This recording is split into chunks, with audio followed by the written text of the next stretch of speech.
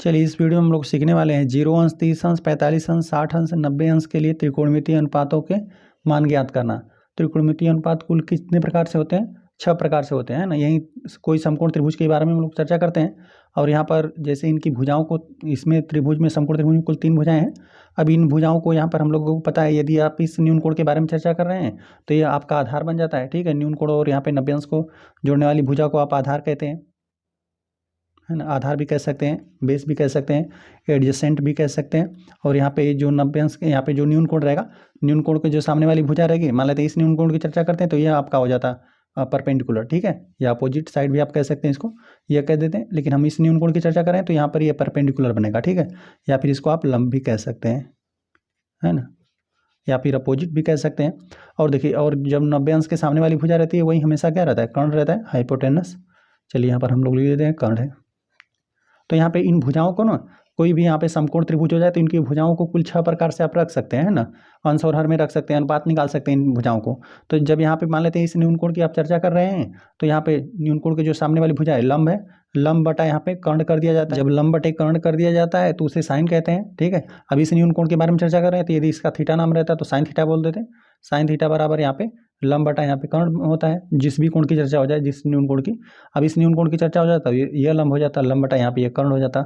और यहाँ पे उसका व्युत्क्रम क्या हो जाएगा? यदि कर्ण बटा यदि लंब की आप चर्चा कर रहे हैं, इन दोनों भुजाओं का अनुपात निकाल दे रहे हैं तो उसे बोलते हैं कोसेक बोलते हैं, है ना। तो इसी प्रकार से 6 प्रकार से आधार बटा कर्ण रहेगा, आधार बटा कर्ण तो इसे बोलते हैं कास। और यहाँ पे कर्ण बटा यहाँ पे आधार हो जाता है तो इसे बोलते हैं सेक। तो हम लोग इस वीडियो में ना यहाँ पे साइन 0 अंश, यहाँ पे 30 अंश, साइन के यहाँ पे सभी मान हम लोग ज्ञात करेंगे। साइन 0 अंश का मान क्या होता है, 30 अंश का, 45 अंश का क्या होता है, और इस तरह से प्रकार से कास का भी ज्ञात करेंगे। और फिर कास, टेन हो गया, काट, सेक, कोसेक, सबका हम लोग 6 अनुपातों का हम लोग ज्ञात करेंगे। ठीक है, कि जब वो साइन 0 अंश का रहता है, कॉस 0 अंश का भी ज्ञात करेंगे, टेन 0 अंश का, सबका हम लोग ज्ञात करेंगे। ठीक है, तो चलिए पहले हम लोग 0 अंश से शुरुआत करते हैं। चलिए हम यहाँ पे लिख देते हैं 0 अंश, 0 अंश के लिए त्रिकोणमितीय अनुपात, त्रिकोणमितीय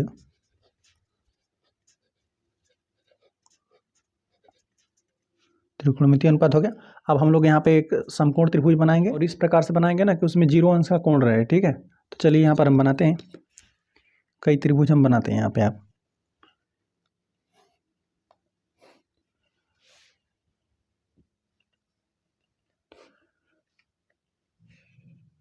देखिए, हम बना लेते हैं इस प्रकार से, मान लेते हैं एक हम लोग का समकोण त्रिभुज था। ठीक है, यहाँ पे नामकरण हम कर देते हैं ABC। इस प्रकार से ABC हम नामकरण कर दिया। और यहीं पर कोण ये पर, यहीं पर कोण ये बन रहा था। ठीक है, इसी कोण की हम लोग चर्चा करना चाहते हैं। तो देखिए, इस कोण को ना हम लोग को 0 अंश करना है, तो इसके लिए हम लोग को क्या करना पड़ेगा, जो यहाँ पे न्यून कोण है ना, इसके सामने यह लंब बनेगा, लंब तो यहीं बनेगा इसका, तो लंब को हम लोग को क्या शून्य करना पड़ेगा, है ना।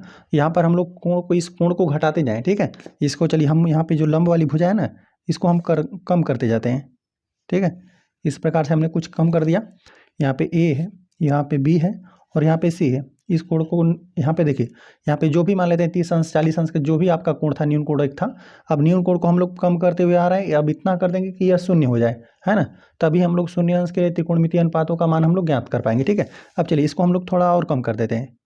देखिए, अब इस प्रकार से हमने, और यहाँ पे हमने इसको कम कर दिया। यहाँ पे A हो गया आपका, यह B हो गया, और यहाँ पे C, इसी कोण की आप चर्चा कर रहे हैं। अब देखिए, अब आपने क्या किया, अंत में ना, अंत में यह वाला कोण, जो C बिंदु है, और C बिंदु और B बिंदु, ये दोनों को आपने लाकर इसी में मिला दिया। ठीक है, यहाँ पर A बिंदु बना देते हैं, यहाँ पर B बिंदु। ठीक है, देखिए आपने यहाँ पर क्या किया कि यहाँ पर हम लोग का कुछ कोण था, न्यून कोण, और न्यून कोण को हम लोग कम करते गए, है ना। यह जो लंब वाली भुजा है ना, न्यून कोण के सामने ही लंब होता है, तो लंब को हम लोग कम करते गए और इतना कम कर दिए कि यहाँ पर B और जो C बिंदु है, यह दोनों को हम लोग को एक ही पर कर दिए। ठीक है, दोनों को एक ही पर मिला दिए। तो अब हम लोग का लंब क्या हो गया, 0 हो गया, लंब आपका 0 हो गया।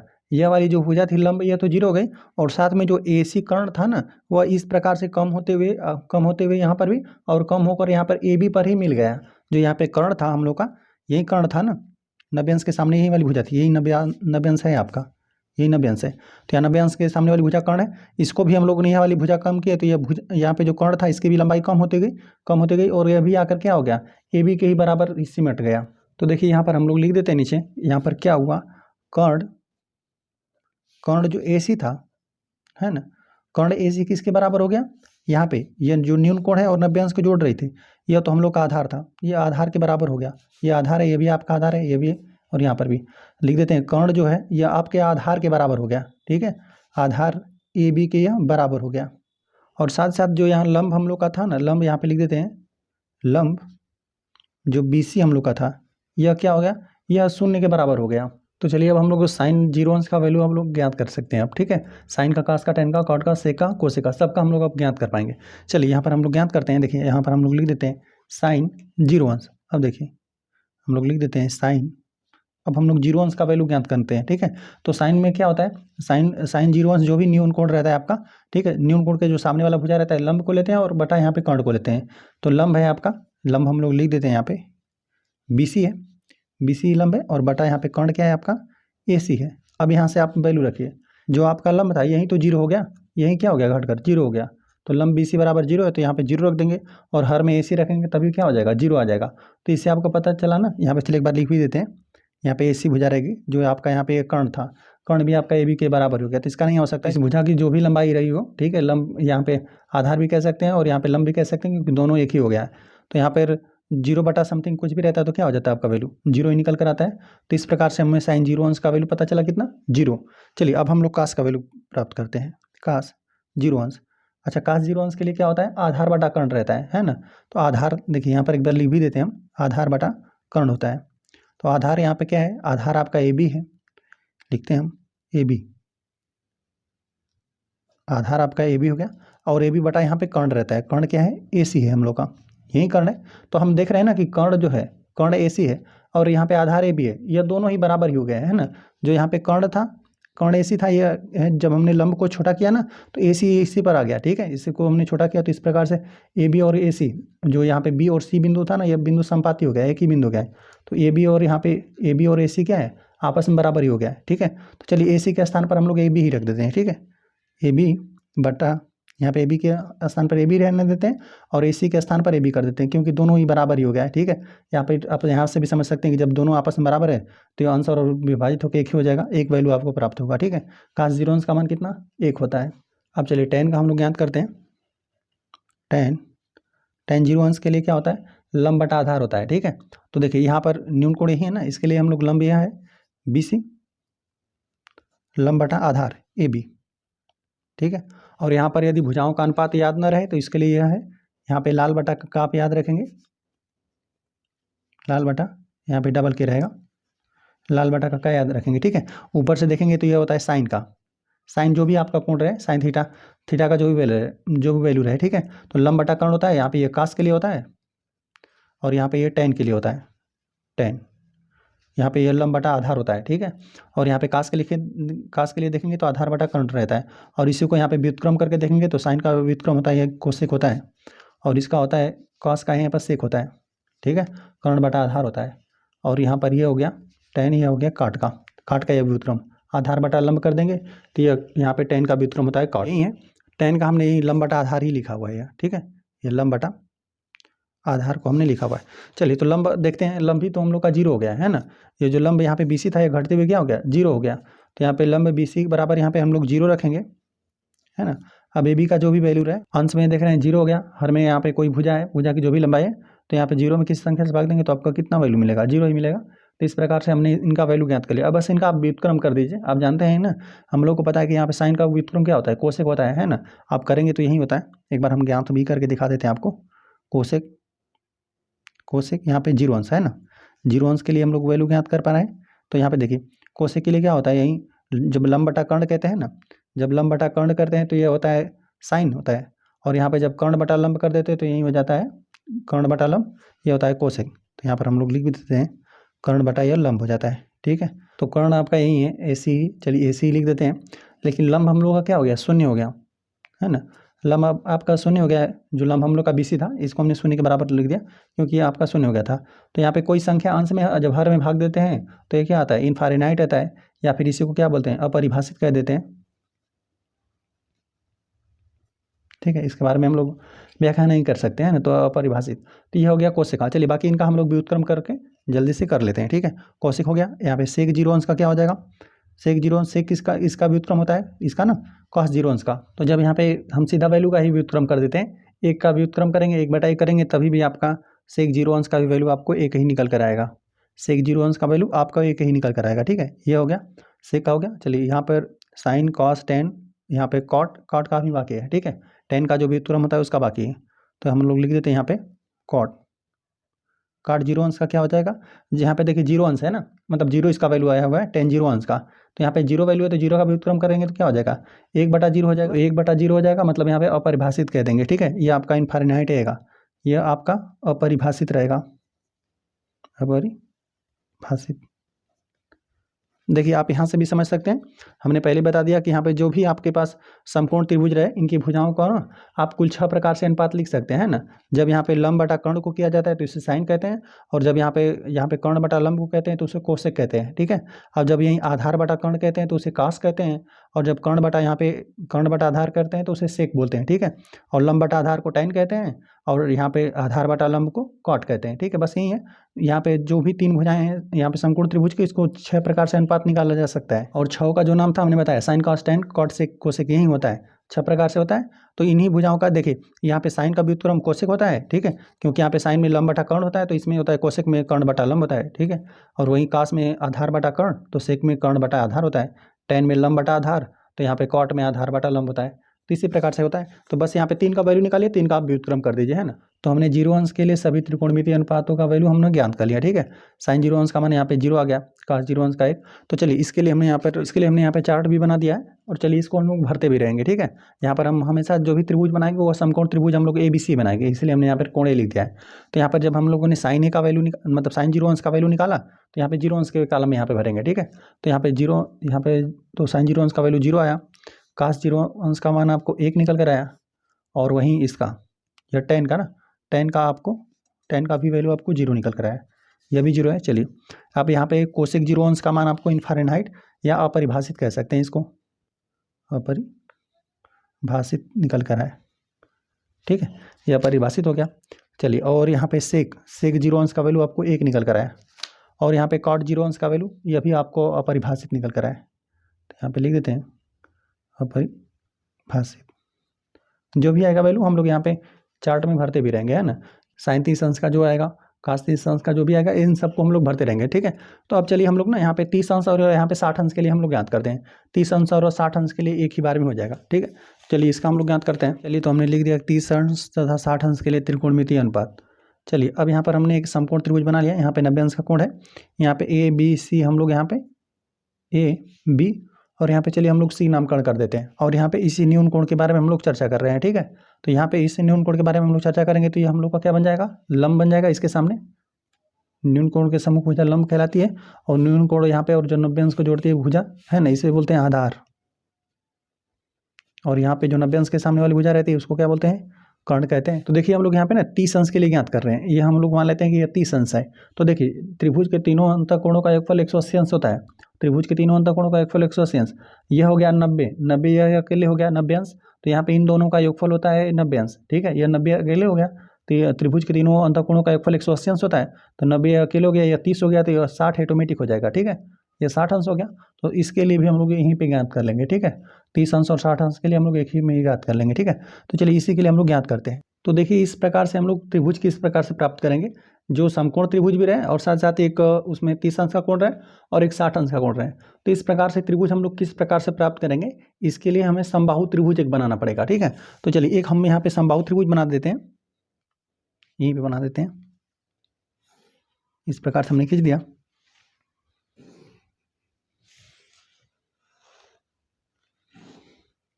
हमने लंबाई को माप कर नहीं खींचा हुआ है, बस ये समझ लेंगे कि तीनों भुजाएं आपस में बराबर है। समबाहु त्रिभुज में क्या रहता है, ऐसा त्रिभुज जिसमें तीनों भुजाएं आपस में बराबर रहती हैं। तो देखिए, और यहाँ पर ना जब भी आपको यहाँ पर ना कोई भी समबाहु त्रिभुज रहता है, यदि आप इसके शीर्ष से ना यहाँ पे सामने वाले भुजा पे लंब खींचते हैं तो एक दूसरे को समद्विभाजित करता है। ठीक है, देखिए हम यहाँ पे मान लेते हैं, अभी यहाँ पर हम बनाएंगे, यहाँ पे देखिए इस प्रकार से हमने लंबवत यदि खींच दिया ना, देखिए इस प्रकार से नामकरण कर देते हैं, मान लेते हैं कि ए बी सी ये हम लोग का एक समबाहु त्रिभुज था, ठीक है, जिसमें तीनों भुजाएं आपस में बराबर थी। तो शीर्ष सी से हम लोगों ने यहाँ पे ए बी पर लंब डाला ना, तो इसको समद्विभाजित भी करेगा। यहाँ पे यह वाली भुजाएं, यहाँ इतने वाली भुजाएं है ना, देखिए यहाँ पर हम लोग लिख देते हैं ए डी बराबर बी डी भी हो जाएगा। जब भी यहाँ पे समबाहु कोई त्रिभुज रहता है, आप शीर्ष से लंब डालेंगे तो यहाँ पे 90 अंश का कोण बनेगा। यहाँ पे 90 अंश का कोण बनेगा, साथ साथ जो भी भुजा रहेगी उसको 2 बराबर भागों में बांटेगा भी। और समबाहु त्रिभुज का प्रत्येक कोण 60 अंश होता है ना, यह भी 60 अंश रहेगा, यह भी 60 अंश, यह प्रत्येक कोण 60 अंश रहेगा। और यहाँ पर भी 60 अंश था पहले, ठीक है। अब क्या किया, यहाँ से हमने लंब खींचा ना, तो इस कोण को 2 बराबर भागों में बांट देता है। यह वाला कोण और यह वाला कोण आपस में बराबर रहेगा। देखिए यह वाला कोण इतना भी 30 अंश रहेगा, और यहाँ पे इतना सा कोण यह भी क्या रहेगा, ये दोनों कोण आपस में 30-30 अंश रहेंगे। तो इसी प्रकार से आपको एक ऐसा समकोण त्रिभुज मिलेगा जिसमें एक कोण 60 अंश रहेगा और एक कोण यहाँ पे आपको 30 अंश मिलेगा, है ना। और यहाँ पे देख रहे हैं यही हम लोग का समकोण त्रिभुज हो जाएगा। यहाँ पे ए डी सी, या तो इस समकोण त्रिभुज की बात करेंगे या तो इस समकोण त्रिभुज की, है ना। ये दोनों समकोण त्रिभुज है, इसमें एक कोण क्या है 30 अंश है, एक कोण 60 अंश है। तो इसी कोण में हम लोग चर्चा करेंगे। तो देखिए इसमें ना समबाहु त्रिभुज में तीनों भुजाएं आपस में बराबर रहती हैं। तो देखिए हम मान लेते हैं सिंपली 2x मान लेते हैं। चलिए हमें सबको बराबर माना है, 2x हम लोग मान लेते हैं। यह भी सब भुजाएं क्या है आपस में, यहाँ से यहाँ तक की पूरी लंबाई क्या है 2x है, ठीक है। ए से बी तक यह पूरी लंबाई 2x है। सभी भुजाएं आपस में बराबर है। हमने 2x इसीलिए माना ताकि यहाँ पर इसको हम x बोलते हैं, इसको भी x बोलते हैं ना। यही हम लोग समकोण त्रिभुज में बात करेंगे, है ना। अब देखिए यहाँ पर एक समकोण त्रिभुज हमें मिल गया ना, ये वाली भुजा ए डी भी x है और यहाँ पे बी डी भी x है, इसकी भी लंबाई x है। तो हम लोग इसी समकोण त्रिभुज में बात कर लेंगे और पाइथागोरस प्रमेय का इस्तेमाल करके हम लोग यह लंब वाली भुजा ज्ञात कर लेंगे, ठीक है। हम लोग लिख देते हैं त्रिभुज, समकोण त्रिभुज लिख देते हैं, समकोण त्रिभुज। यहाँ पे ए डी सी में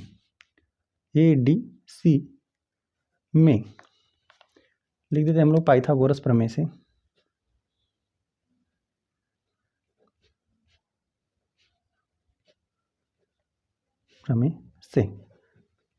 तो पाइथागोरस प्रमेय यही होता है कि कोई भी समकोण त्रिभुज रहे तो समकोण त्रिभुज यही होता है ना, किसी भी समकोण त्रिभुज होना चाहिए। कोई समकोण त्रिभुज में कर्ण जो भुजा रहती है ना, उसका वर्ग शेष दोनों भुजाओं के वर्गों के योग के बराबर होता है। तो यही बात है, बस इसी को हम लोग लिख देते हैं। देखिए यहाँ पे त्रिभुज के हिसाब से हम एक बार लिख देते हैं। यहाँ पे देखिए यहाँ पे 90 अंश का कोण बना है ना ए डी सी में, यहाँ पे 90 अंश, तो ये सामने वाला कर्ण है ए सी कर्ण है, तो ए सी का वर्ग शेष दोनों भुजाओं का वर्ग करके जोड़िए। यहाँ पे ए डी का वर्ग हो जाएगा, ए डी का वर्ग होगा, और यहाँ पे सी डी का प्लस यहाँ पे सी डी का वर्ग हो जाएगा। तो यहाँ पे जो ए सी भुजा ये आपकी क्या है 2x है, 2x हमने माना है, इसका वर्ग हो जाएगा बराबर ए डी क्या है, ए से डी यह लंबाई क्या है, यह x का वर्ग है, धन आपका सी डी क्या है, इसी को आपको ज्ञात करना है ना, इसको भी लंबाई हमें ज्ञात करना रहेगा। तभी हम लोग को यदि इस कोण की बात करेंगे तो यह लंब हो जाएगा, और यदि इस कोण की बात करेंगे तो यह आधार हो जाएगा, ठीक है। यहाँ पे इस कोण के लिए क्या होगा, यह आधार हो जाएगा। इस वाले कोण के लिए बात करेंगे तो यह लंब हो जाएगा, इसके लिए आधार यह बनेगा, ठीक है। तो जो भी रहे, यदि 30 अंश के लिए ज्ञात करना रहेगा तभी हम लोग ज्ञात कर लेंगे, और 60 अंश के लिए ज्ञात करना रहेगा तभी हम लोग ज्ञात कर लेंगे। तो इस भुजा की हमें जानकारी होनी चाहिए, ठीक है। तो इसलिए हम लोग ये भुजा ज्ञात करें, जो हमारे यहाँ पे सी डी है, सी डी नाम है, यहाँ पे सी डी का हम वर्क कर देते हैं, इसी को वैल्यू हमें ज्ञात करना है। तो यहाँ पे 2x का वर्ग है ना, देखिए ये 4x स्क्वायर हो जाएगा, ठीक है। वर्ग इस पर भी, इस संख्या पर भी आएगा, इस संख्या पर भी। तो यहाँ पे 2 का वर्ग 4 हो जाएगा, और x का वर्ग करेंगे तो x स्क्वायर हो गया बराबर, यहाँ पे ये x का वर्ग हो जाएगा, ठीक है, प्लस यहाँ पे सी डी का होल स्क्वायर। चलिए इसी का हमें वैल्यू ज्ञात करना है। अब यहाँ पे धन एक्स स्क्वायर बराबर किधर कर देते हैं, ऋण एक्स स्क्वायर हो जाएगा। यहाँ पे 4x स्क्वायर ऋण एक्स स्क्वायर बराबर सी डी का वर्ग। अब यहाँ पे 4x स्क्वायर में से एक एक्स स्क्वायर घटा देंगे तो 3x स्क्वायर आपका बचेगा बराबर इधर सी डी का वर्ग। अब वर्ग है, चलिए इसको हम लोग सीधा करके लिख देते हैं, जो दाएं पक्ष है उसको बाएं पक्ष कर देते हैं, जो बाएं पक्ष है उसको दाएं पक्ष। चलिए इसके बराबर इसी को ज्ञात करना है, इसको हम लोग पहले लिख देते हैं सी डी का वर्ग। दोनों आपस में बराबर ही है, ये पक्ष आपस में बराबर है, तो पहले हमने इसको लिख दिया, इसको बाद में लिख देते हैं 3x स्क्वायर। अब यहाँ पे वर्ग को उधर बराबर को उधर पक्षांतर करेंगे, जो भी संख्या रहेगा उसका वर्गमूल निकल जाएगा। तो यहाँ पे सी डी बराबर, यहाँ पे सब करने में हो जाएगा 3x स्क्वायर। तो यहाँ पे सी डी बराबर सी डी रहेगा, जो सी डी भुजा की आपकी लंबाई रहेगी ना, देखिए यहाँ पर कर्णी में 3 तो इसी प्रकार से रह जाएगा, और यहाँ एक्स स्क्वायर है ना, इसका वर्गमूल निकल जाएगा। यहाँ पे एक्स स्क्वायर है, कर्णी का मान कितना 1/2 होता है, तो ये तो 3 पर रह जाएगा। लेकिन यहाँ पे एक्स पर 2 घात पहले से है, और इस पर कर्णी का मान 1/2 होता है, तो यहाँ पे 2 का गुणा 1/2 में कर देंगे तो यह हट जाएगा, ये एक्स स्क्वायर है ना, तो इसका वर्गमूल निकल जाएगा, ये एक्स हो जाएगा। तो यहाँ पे कर्णी में 3x हम आपको मिला, जो सी डी की लंबाई है ना, यह आपको मिली कर्णी में 3 यक्स। अब चलिए इस त्रिभुज में ना, चाहे इस त्रिभुज में हल कर लिए चाहे इस त्रिभुज में, ठीक है। अब पहले साइन 30 अंश का हम लोग वैल्यू ज्ञात करते हैं, ठीक है। देखिए अब 30 अंश का इसके लिए हम लोग ज्ञात करेंगे ना, तो यह हम लोग का लंब हो जाएगा, ठीक है। यह लंब बनेगा और यह वाली भुजा आधार बनेगी और यह तो कर्ण है ही, ठीक है। तो यहाँ पे हम लोग साइन 30 अंश का वैल्यू ज्ञात करते हैं। देखिए हम लोग लिख देते हैं साइन 30 अंश, इसके लिए क्या होता है, लंब बटा कर्ण होता है। तो यहाँ पे साइन 30 अंश के सामने वाली भुजा लंब हो जाएगी, यह बना आपका यक्स, और ठीक है, और बटा कर्ण, कर्ण क्या है आपका 2 यक्स। तो यहाँ पे यक्स यक्स विभाजित हो जाएगा। तो यहाँ पे साइन 30 अंश का मान कितना, आपको 1/2 मिला। अब यहाँ पे हम लोग कास 30 अंश का वैल्यू ज्ञात करते हैं। कास 30 अंश का क्या होता है, यहाँ पे आधार बटा कर्ण होता है। तो यहाँ पे 30 अंश के लिए बात करेंगे तो आधार क्या हो जाएगा, यह हो जाएगा, ठीक है। जो यहाँ पे सी डी है, ये इसकी आधार बटा कर्ण हम एक बार लिख देते हैं, आधार बटा कर्ण होता है। आधार अब यहाँ पर आपका सी डी है, जो कि कर्णी में 3 यक्स है, और इसको हमने लिख दिया कर्णी में 3 यक्स आधार, और बटा यहाँ पर हम लोग कर्ण लिख देते हैं, जो कि आपका 2 यक्स है। तो यहाँ पे यक्स यक्स विभाजित हो जाएगा, यक्स यक्स विभाजित हो जाएगा, और कर्णी में 3/2 आपको मिलेगा। अब चलिए हम लोग tan 30 अंश का वैल्यू ज्ञात कर लेते हैं। tan 30 अंश के लिए क्या होता है, लंब बटा आधार होता है, लंब बटा आधार। तो देख लेते हैं यहाँ पे इसके लिए यह न्यून कोण की बात कर रहे हैं, तो इसके लिए लंब कौन है, यह यक्स बना, लंब बटा आधार ना, तो यहाँ पे यक्स है लंब, और आधार कौन है, कर्णी में 3 यक्स, यहाँ पे कर्णी में 3 × यक्स है। तो यक्स यक्स यहाँ पर विभाजित हो जाएगा, सिर्फ 1/कर्णी में 3 बचेगा। तो इस प्रकार से साइन 30 अंश का हमने वैल्यू ज्ञात कर लिया।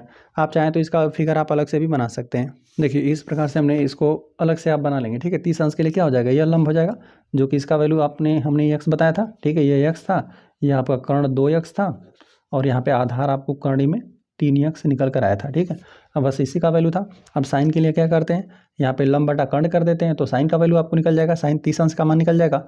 और कास 30 अंश का यहाँ पे आधार बटा कर्ण कर दिया गया, तो कास 30 अंश का निकल गया, और ठीक है। और फिर लंब बटा यहाँ पे यक्स बटा कर्णी में 3 यक्स कर दिया गया, तो वह tan का निकल गया। और बस इसका हम लोग व्युत्क्रम कर देते हैं, ठीक है। बस व्युत्क्रम कर देते हैं हम लोग इसका। तो यहाँ पे साइन का व्युत्क्रम करेंगे हम लोग, तो साइन का कोसेक होता है, कोसेक 30 अंश का वैल्यू आपको निकल कर आ जाएगा। 1/2 का व्युत्क्रम करेंगे तो 2 हो जाएगा, 2/1 मतलब 2 ही हो जाएगा, ठीक है। इसको हमने लिख दिया। और चलिए अब कास हो गया ना, चलिए हम सेक का भी लिख देते हैं। सेक 30 अंश का कितना हो जाएगा, इसका व्युत्क्रम कर दीजिए, है ना। जो कास 30 अंश का निकला है, इसका व्युत्क्रम करेंगे तो 2 यहाँ पे कर्णी में 3 हो जाएगा, ये हो गया। चलिए यहाँ पे tan का काट का भी लिख देते हैं, काट यहाँ पे 30 अंश। चलिए इसका वैल्यू क्या करेंगे, 1/कर्णी में 3 है, इसका व्युत्क्रम करेंगे तो कर्णी में 3 ऊपर हो जाएगा, कर्णी में 3/1 हो जाएगा, तो सिर्फ कर्णी में 3 इसको लिख देते हैं।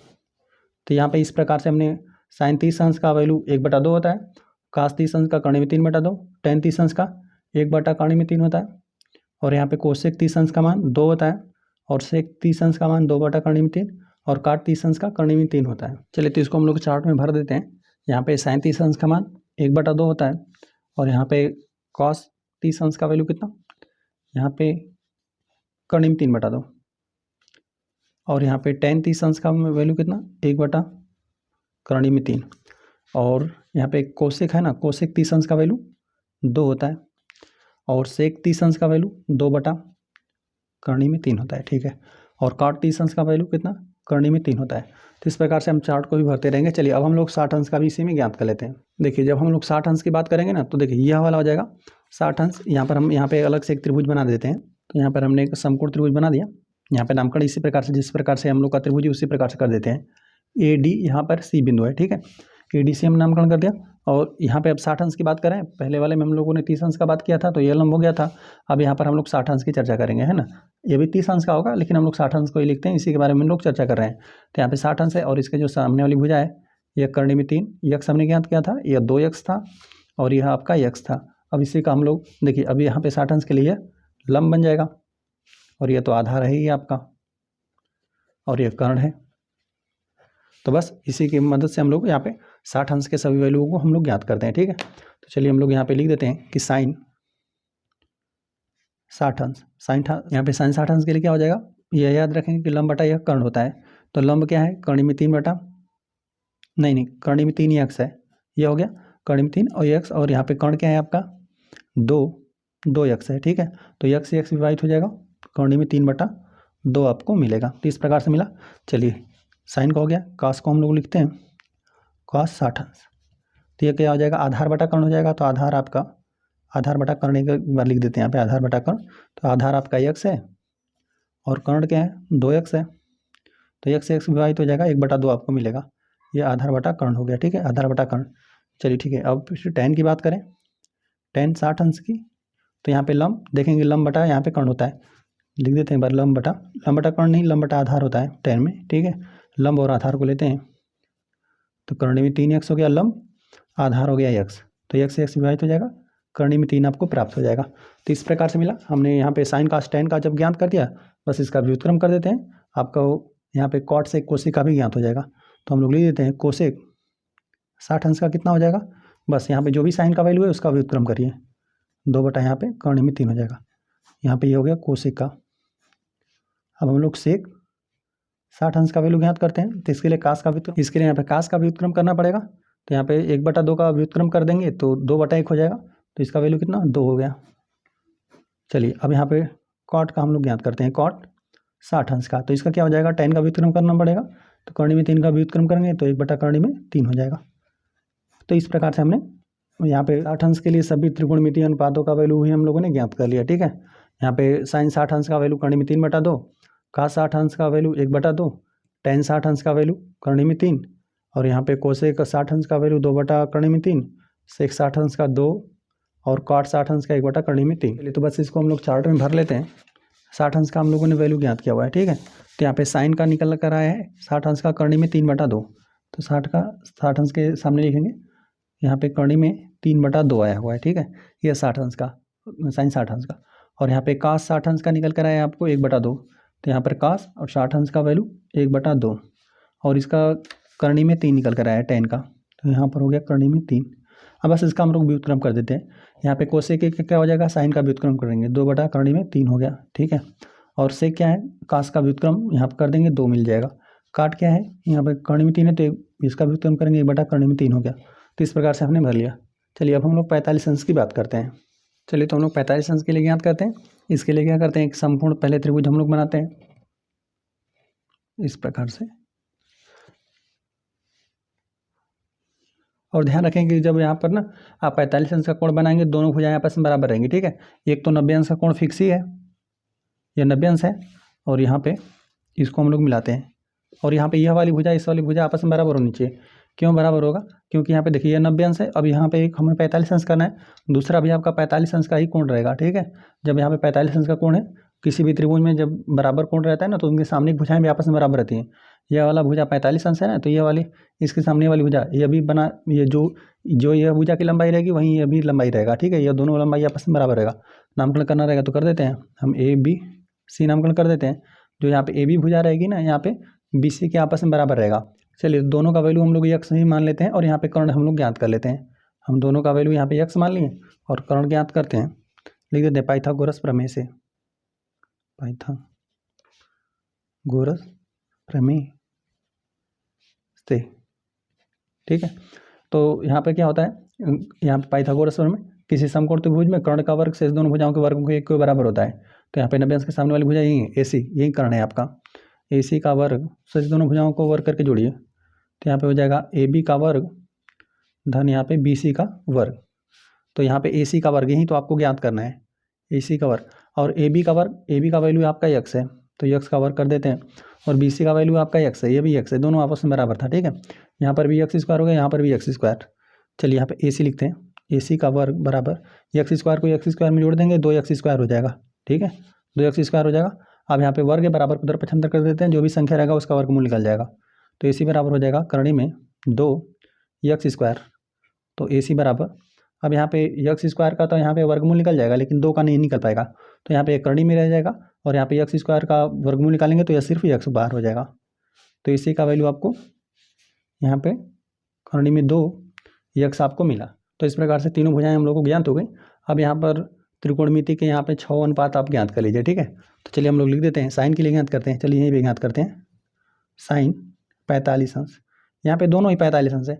आप यहाँ से भी ले सकते हैं, यहाँ से भी ले सकते हैं, है ना। यहाँ पे दोनों लंबाई आपस में सेम है। जैसे यहाँ पे इस कोण के लिए लेंगे तभी भी आधार सेम रहेगा, और यहाँ पे लंब भी सेम रहेगा। इसके इस कोण के लिए लेंगे तभी भी आधार सेम है, लंब भी सेम है इसका, ठीक है। तो कहीं से भी ले सकते हैं। चलिए यहीं से हम लोग ले लेते हैं। तो यहाँ पे देखिए साइन के लिए क्या होता है, लंब बटा कर्ण होता है। तो लंब क्या है, x है, कर्ण क्या है, कर्ण ही है, कर्णी में 2 यक्स है, तो यक्स एक आपस में विभाजित हो जाएगा, 1/2 आपको मिलेगा साइन 45 अंश का। चलिए कॉस यहाँ पे 45 अंश, इसके लिए क्या होता है, आधार बटा कर्ण होता है, तो लंब और आधार तो सेम ही है, इसके लिए लंब लेंगे तो यही है, इसके लिए आधार लेंगे ना, तो आधार तो यही है, यक्स ही है, लंब और आधार इसमें सेम ही है, और कर्ण कर देते हैं, कर्णी में 2 यक्स, तो यक्स से यक्स विभाजित हो जाएगा, 1/कर्णी में 2 आपको मिलेगा, मतलब यहाँ पे साइन 45 और कास 45 अंश का वैल्यू दोनों का सेम ही होता है। चलिए यहाँ पर हम लोग tan का ज्ञात करते हैं, tan 45 अंश, और यहाँ पर ये भी होता है ना कि जैसे कि हम लोगों ने जब यहाँ पे त्रिकोणमिति के बारे में, त्रिकोणमिति का परिचय हमने बनाया था वीडियो, तो उसमें हमने बताया था कि यहाँ पे साइन थीटा बटा कास थीटा tan थीटा होता है, इसके यहाँ पे जो भी है साइन 45 अंश का जो वैल्यू आया है और कास 45 अंश का वैल्यू, इसको अंश में रखेंगे, इसको हर में रखेंगे, भाग दे देंगे इससे ना, तो जो tan 45 अंश का वैल्यू है वह आपको प्राप्त हो जाएगा। तो चलिए यहाँ पर हम लोग लिख देते हैं tan 45 अंश का मान, यहाँ पे लंब बटा आधार होता है, तो लंब क्या है, लंब और आधार दोनों सेम ही है, दोनों का वैल्यू एक्स ही है, एक्स से एक्स में विभाजित हो जाएगा, इसका वैल्यू 1 निकल कर आ जाएगा। ठीक है, चलिए तो अब यहाँ पे साइन का tan का निकल गया, आ गया ना। चलिए अब बाकी सबका इसी प्रकार से ज्ञात कर दीजिए। चलिए हम कोसेक का ज्ञात कर देते हैं। कोसेक 45 अंश का क्या हो जाएगा, यहाँ पे बस जो भी साइन 45 अंश का है उसका व्युत्क्रम कर दीजिए, तो यहाँ पे कर्णी में 2/1 हो जाएगा, तो सिर्फ इसको कर्णी में 2 लिख देते हैं, तो ये आपको मिला कोसेक 45 अंश का। चलिए अब यहाँ पे सेक 45 अंश का हम लोग ज्ञात करते हैं, कास का व्युत्क्रम सेक होता है, सेक 45 अंश, तो यहाँ पर जब यहाँ पे 1/कर्णी में 2 का व्युत्क्रम कर देंगे तो ये भी क्या हो जाएगा, कर्णी में 2 ही हो जाएगा, तो इन दोनों का भी वैल्यू सेम ही रहेगा। और चलिए यहाँ पर इसका जब हम लोग व्युत्क्रम करेंगे, कॉट 45 अंश है ना, tan का व्युत्क्रम कॉट होता है, तो यहाँ पे 1 का व्युत्क्रम करेंगे तभी भी आपका 1 ही रहेगा। ठीक है, यहाँ पे दोनों का वैल्यू सेम रहेगा, tan 45 और cot 45 अंश का मान दोनों का सेम ही होता है। चलिए इसको बस हम लोग यहाँ पे चार्ट में भर लेते हैं ना, साइन 45 अंश का मान 1/कर्णी में 2 और कास का भी 1/कर्णी में 2, ये 45 अंश के लिए, और यहाँ पे tan 45 अंश का मान 1 होता है, और कोसेक है ना, यहाँ पे क्या करना है, बस साइन का व्युत्क्रम कर देंगे, ये कर्णी में 2 हो जाएगा, यहाँ पे बाकी हमने ज्ञात करके दिखाया हुआ है, ये भी कर्णी में 2 हो जाएगा है ना, और यहाँ पे काट का वैल्यू काट 45 का मान 1 हो जाएगा। चलिए अब बस 90 अंश का बाकी है, चलिए इसको भी हम लोग ज्ञात करते हैं। चलिए हमने लिख दिया 90 अंश के लिए त्रिकोणमितीय अनुपात सबका वैल्यू ज्ञात करते हैं, तो इसके लिए भी क्या करते हैं, पहले यहाँ पे त्रिभुज बनाते हैं। ठीक है, एक इसी प्रकार से हम 3-4 खींच देते हैं, और एक यहाँ पर हम लोग समकोण त्रिभुज बनाते हैं। ठीक है, चलिए इस प्रकार से हमने बना दिया समकोण, यहाँ पे हमने त्रिभुज बना दिया। चलिए नामकरण हम लोग ABC कर देते हैं, यहाँ पे A हो गया, यहाँ पे B हो गया, C हो गया। ठीक है, अब यहाँ पर हम लोग को 90 अंश का कोण बनाना है, मान लेते हैं ना कि चलिए हम इसी कोण की चर्चा कर रहे हैं, तो अब इसी को हम लोग को 90 अंश करना पड़ेगा। ठीक है, यहाँ पे 0 अंश जब हम लोग को करना था तो हम लोग को यह वाली लंबाई घटाकर 0 अंश कर दिए थे। ठीक है, यह वाली लंबाई घटाकर 0 अंश कर दिए थे यहाँ पे कोण, अब इसको 90 अंश करना है। ठीक है, तो देखिए अब यहाँ पर जैसे कि यह वाली भुजा यहाँ पर है ना, अब इस वाली बिंदु को हम लोग यहाँ पर लेकर आएंगे तो कोण बढ़ेगा, जाहिर सी बात है कि यहाँ पर जो कोण बन रहा है, अब इस बिंदु को हम यहाँ पर लेकर आ जाएं तब कोण यहाँ पे बढ़ जाएगा, जैसे यहाँ पर हम बनाते भी रहते हैं। देखिए यहाँ पे यह वाली लंबाई को इसी जगह पे रहते हैं, C वाले बिंदु को, और यहाँ पे इसको हम लोग कम करते हैं, इसको हमने कम कर दिया। यहाँ पे A वाला जो बिंदु था अब हमने यहाँ पर ला दिया इसको A, यहाँ पे B, यहाँ पे 90 अंश का कोण है A, और यहाँ पे C हो गया। ठीक है, अब हम लोग इसको और करीब लाते हैं, यहाँ पे जो C है वो तो है ही, लेकिन हमने इसको और करीब ला दिया, तो आप यहाँ पर देखेंगे ना कि यहाँ पे ABC नामकरण कर देते हैं, ABC।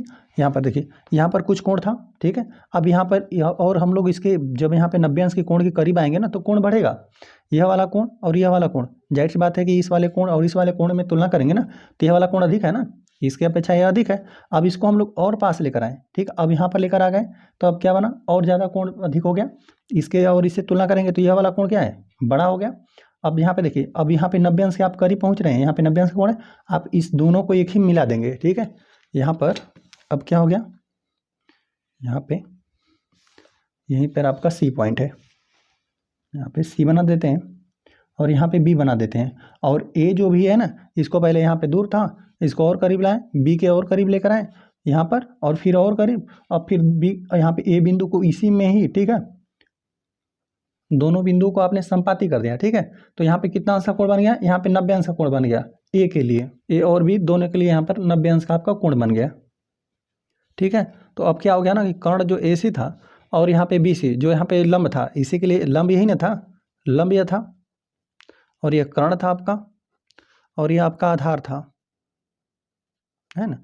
अब इसको हमने और कम किए, यहाँ पे ए बी भुजा की लंबाई यहाँ पर, और हम लोग यहाँ पे कम करते रहे, यहाँ पर आ गए, तो यहाँ से यह कोण बढ़ा। इस प्रकार से भी आप समझ सकते हैं ना, कि जैसे कि यहाँ पर मान लेते हैं पहले 45 अंश का था, फिर 60 अंश का हुआ, फिर इस तरह से 70-80 हुआ, ठीक है, यहाँ पे 80 हुआ, फिर यहाँ पर आगे जाकर कितना हो गया, 90 अंश हो गया। तो यही कोण का हम लोग चर्चा कर रहे थे, तो यही हम लोग का हो गया, ठीक है, यही हम लोग का, इससे जो यह जुड़ा हुआ है, अब आधार ही हम लोग का क्या हो गया, शून्य हो गया, यह वाला। इसको हमें डाट डाट करके बनाना चाहिए था, इस वाली भुजा को यहाँ तक, और फिर ये अभी डाट डाट करके, और यह भी, क्योंकि यह जाकर जो यह वाली भुजा है ना, जो ए बी भुजा है, यह जाकर यहाँ पे बी और ए दोनों बिंदु आपस में संपाती बिंदु होंगे, ठीक है।